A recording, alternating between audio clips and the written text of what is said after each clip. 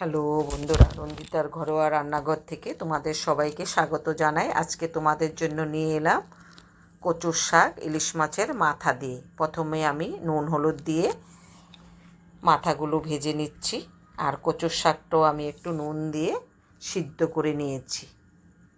তোমাদের কাছে ছোট্ট অনুরোধ থাকলো, শুরু থেকে শেষ অবধি দেখো, আশা করি ভালো লাগবে। মাছের মাথাটা ভাজা হয়ে গেছে, তুলে নিলাম। এবার কড়াতে আমি কালো জিরে ফোড়ন দিয়ে দিলাম, দিয়ে একটু হালকা করে ভেজে নিচ্ছি। কাঁচা লঙ্কা দিয়ে দিলাম, ওটাও একটু ভেজে নিচ্ছি।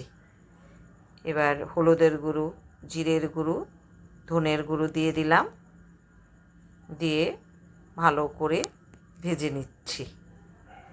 নুন দিয়ে দিলাম পরিমাণ মতো।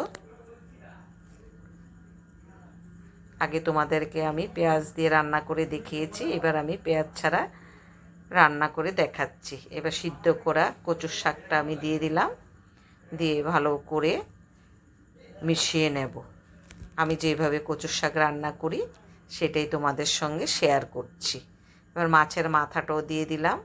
এবার শুকনো শুকনো করে একটু সময় ধরে ভালো করে শুকনো করে নেব। চিনি দিয়ে দিলাম পরিমাণ মতো। কচুর শাকে চিনি দিলে খেতে খুব সুস্বাদু হয়। কচুর শাকটা আমার শুকনো শুকনো হয়ে গেছে, এবার আমি নামিয়ে নিচ্ছি। যদি রেসিপিটা তোমাদের ভালো লাগে তোমরা এইভাবে করে দেখতে পারো। আর কচুর শাক আয়রন, কচুর শাক শরীরের পক্ষে খুব ভালো, রক্ত পরিষ্কার হয়। এই দেখো, দেখতে এরকম হয়েছে। সবাই ভালো থেকো, সুস্থ থেকো।